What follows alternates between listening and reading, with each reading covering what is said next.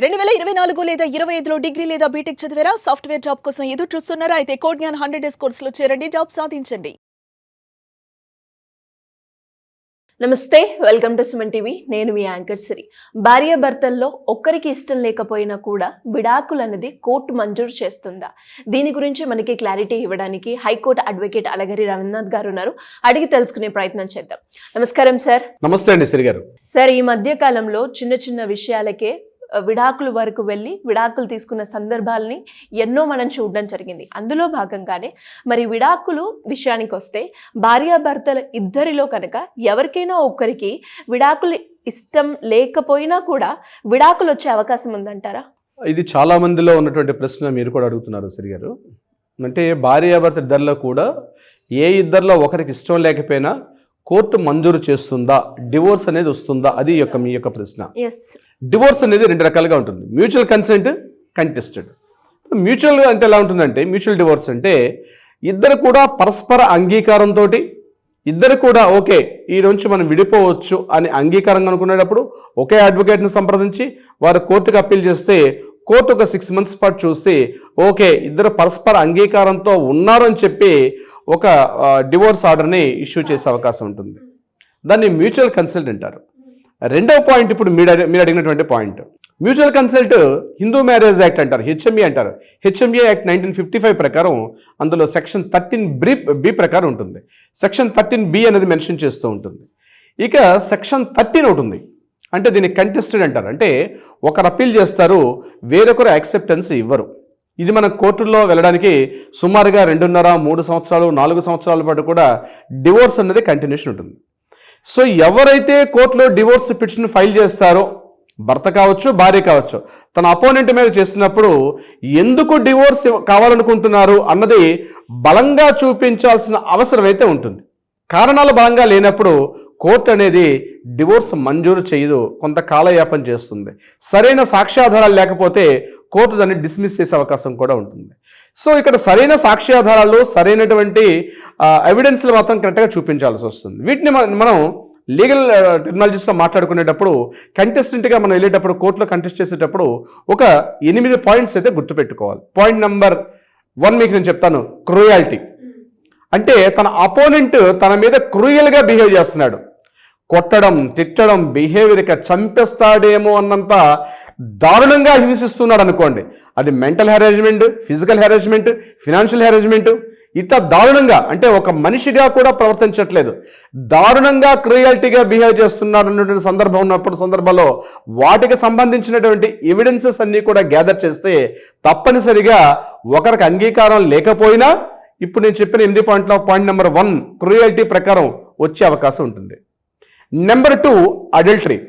Adultery అంటే తన opponent, తన పార్ట్నర్ ఎవరైతే ఎవరి మీదకైతే కంటెస్ట్ చేస్తున్నాడో, తను వద్దనుకుంటున్నాడో, ఆమె కావచ్చు అతను కావచ్చు, అడల్టరీ అంటే వేరే ఆమెతో కానీ వేరే వ్యక్తితో కానీ సహజీవనం సాగిస్తున్నట్టుగా కానీ, లేకపోతే వేరే వ్యక్తితోటి ఫిజికల్ రిలేషన్స్లో కానీ సెక్సువల్ రిలేషన్షిప్ కానీ కలిగినట్టు ఆధారాలు చూపించగలిగితే, తనని పట్టించుకోకుండా తిరుగుతూ ఉన్నట్లయితే, తనని ఆ రకంగా ఆ అడల్టరీ అనే విషయం మీద తనని పూర్తిగా పట్టించుకోకుండా తన మెంటల్ హెరాస్మెంట్ చేస్తుంటే కూడా దీనిని కూడా మనం చెప్పుకోవచ్చు. ఇది నెంబర్ 2 పాయింట్.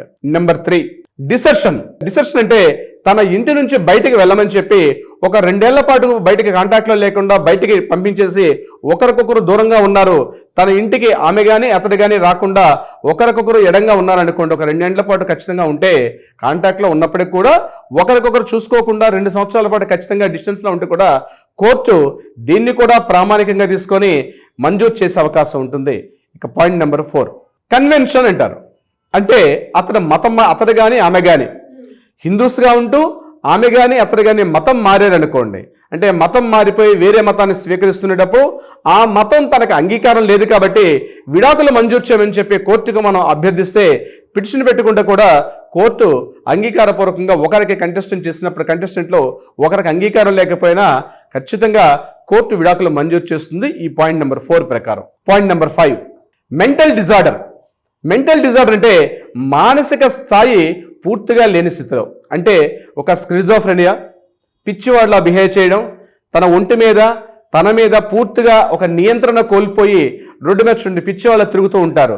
మానసిక స్థితి పూర్తిగా బాలేదు, అతడు కానీ ఆమె కానీ ఇక అతనితో కలిసి కాపురం చేయడం అనేది దుర్భరం అనుకున్నటువంటి ఆ స్థితిలో మెంటల్ డిజార్డర్ కింద కూడా కోర్టుకి అప్పీల్ చేసుకుంటే దానికి బలమైన సాక్ష్యాధారాలు చూపించగలిగితే కోర్టు విడాకులు మంజూరు చేస్తుంది. పాయింట్ నెంబర్ 6, వెనరల్ డిసీజ్ అంటారు. అంటే ప్రాణాంతకమైన వ్యాధులు, ఎయిడ్స్, క్యాన్సర్, ఇట్లాంటి ప్రాణాంతకమైన కొద్ది రోజుల్లో ఇంకా చనిపోతాడు అంటే మెడికల్ టెర్మినాలజీస్ ఆ యొక్క భాష మనకు తెలియకపోవచ్చు. అటువంటి ప్రాణాంతకమైనటువంటి వ్యాధులు కలిగి ఉండి ఇక ఆ వ్యక్తి మానసికంగా కానీ శారీరకంగా కానీ ఇక తన అచేతనంగా ఉన్న స్థితిలో కూడా ఆటోమేటిక్గా ఆ ఆపోజిట్ పర్సన్ దాన్ని సాక్ష్యాధారంగా చూపిస్తూ కూడా విడాకులను అడిగే అవకాశం కూడా ఉంటుంది. పాయింట్ నెంబర్ 6గా చెప్పుకోవచ్చు. పాయింట్ నెంబర్ 7, సన్యాసం తీసుకోవడం. ఇది కేవలం ఒకరికే వర్తించదండి, ఇద్దరు కూడా వర్తిస్తుంది. ముఖ్యంగా ఈ కేసులు మన దక్షిణ భారతదేశం కన్నా నార్త్ ఇండియాలో ఎక్కువ కనిపిస్తాయి.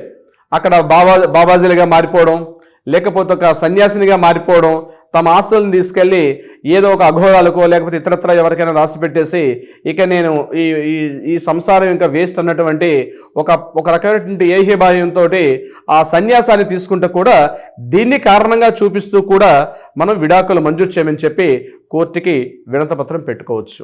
Point number 8, not had allow. అంటే 7 సంవత్సరాల పాటు ఏ వ్యక్తి అయితే అసలు బ్రతికి ఉన్నాడో బ్రతికి లేడో ఉన్నాడో లేదో ఎక్కడ ఉన్నాడో ఏమైపోయాడో ఏమీ తెలియకుండా కంటిన్యూగా ఒక 7 సంవత్సరాల పాటు ఉన్నట్టుగా కానీ రుజువులు ఉంటే సాక్ష్యాధారాలు ఉంటే కోర్టుగా చూపించి నా ఆపోజిట్ పార్ట్నర్ అనేది 7 సంవత్సరాలుగా నాకు అందుబాటులో లేదు కాబట్టి విడాకులు మంజూరు చేయమని చెప్పి కోర్టుకి ఒక పిటిషన్ పెట్టుకుంటే కోర్టు కూడా మంజూరు చేస్తుంది. సో ఇప్పుడు నేను చెప్పినటువంటి 8 పాయింట్స్లో కూడా ఇవన్నీ కూడా section Hindu marriage act HMA అంటారు. హెచ్ఎంఏ సెక్షన్ 13 1955 ప్రకారం ఈ యొక్క ఆధారాల ప్రకారం కంటెస్టెంట్గా వెళ్ళేటప్పుడు ఆపోజిట్ పర్సన్ అంటే తన యొక్క ఎవరైతే ఉన్నారో ఎవరి మీద కేసు ఫైల్ చేస్తున్నామో వారి అంగీకారం లేనప్పుడు కూడా అటువంటి సందర్భాల్లో కూడా ఇక్కడ విడాకులు మంజూరు చేసే అవకాశం ఉంటుంది.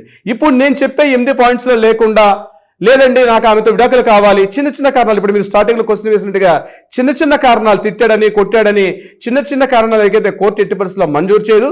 బలమైనటువంటి సాక్ష్యాధారాలు ఉండాలి. బలమైన కారణాలు ఉంటే కంటెస్టెంట్గా మనం చేస్తున్నప్పుడు ఆపోజిట్ పర్సన్ యొక్క ఇష్టాలను పట్టించుకోకుండా కూడా కోర్టు మంజూరు చేసే అవకాశం ఉంటుంది. సిరి గారు, మరి అలాగే సార్, ఇంకా ఎవరికైనా కూడా విడాకులకి సంబంధించి ఎలాంటి సమస్యలు ఎదుర్కొన్నా కూడా లేదంటే ప్రాపర్టీకి సంబంధించి ఫ్యామిలీ ఇష్యూస్ ఏవైనా ఉన్నా కూడా వాళ్ళు ఎవరైనా కూడా మిమ్మల్ని అప్రోచ్ అవ్వాలి అనుకుంటే ఏ విధంగా ఉంటుంది సార్? తప్పనిసరిగా సిరి గారు కింద స్క్రోల్ అవుతున్న నెంబర్ని కాంటాక్ట్ చేయండి. మీ సమస్య కుటుంబ సమస్య అయినా లేదా ప్రాపర్టీ ఇష్యూ అయినా తప్పనిసరిగా కింద స్క్రోల్ అవుతున్న నెంబర్ని కాంటాక్ట్ చేయండి లేదా అట్లీస్ట్ వాట్సాప్ చేయండి. మన లీగల్ టీం మీకు అప్రోచ్ అవుతారు. సరైనటువంటి సలహా సంప్రదింపులు ఇచ్చే ప్రయత్నం చేస్తారు. ఏదైనా కోర్టులో వివాదాలు ఉంటే వాటికి కూడా పరిష్కారం చూపించే దిశగా కూడా ప్రయత్నం చేస్తారు. సిరి గారు, డెఫినెట్గా sir. Thank you so much. Thank you so much అండి సిరి గారు. సుమన్ టీవీలో మీ పర్సనల్ అండ్ బిజినెస్ ప్రమోషన్స్ కోసం కింది నెంబర్కి కాంటాక్ట్ చేయండి.